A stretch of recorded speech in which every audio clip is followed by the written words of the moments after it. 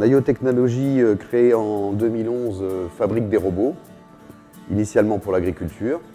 Nayo qui réfléchit sur un robot électrique pour la vigne et le fabricant de France qui s'associe pour nous fabriquer le châssis et eux donner l'intelligence. L'homme n'est plus embarqué et que dans un premier temps, la seconde c'est que l'énergie change, on n'est plus sur un moteur diesel, on est sur une énergie électrique, donc on recharge des batteries. Et la troisième grande innovation, c'est qu'on intègre un cerveau qui va faire que Bob va aller se promener tout seul dans la vigne et faire ses demi-tours et travailler en autonomie. La philosophie de base, c'est vraiment essayer d'apporter une amélioration qui à la fois soulage l'homme de certaines tâches difficiles, contraignantes, répétitives, et en même temps faire quelque chose pour la planète, quoi. Bob, c'est un petit chenillard qui a des petites chenilles en caoutchouc, avec une motricité électrique qui lui permet d'avancer et de reculer, de tourner.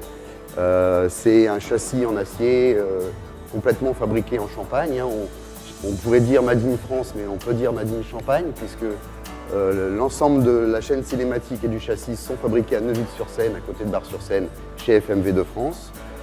Et la partie robotique, le cerveau, c'est donc l'équipe Nayo qui est basée à Toulouse, qui s'en occupe. La première innovation, c'est le guidage autonome.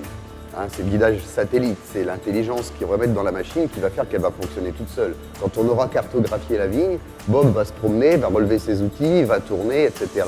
On va pouvoir intégrer de la caméra, pourquoi pas des visions sur smartphone ou sur son PC, de façon à ce que le viticulteur il puisse voir ce qui fait son robot, ce qui fait son Bob, est-ce qu'il travaille ou pas.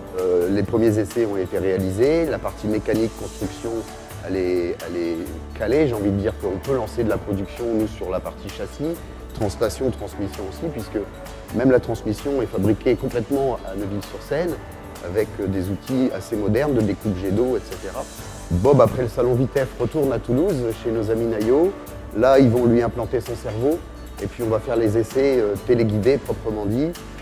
En parallèle, nos équipes à nous vont travailler sur le développement des outils, puisque après on va pouvoir intégrer plein d'outils. Donc on peut dire qu'en 2018, juste après le Vitef, il va y avoir des premiers essais en guidage autonome et pour une commercialisation en 2019.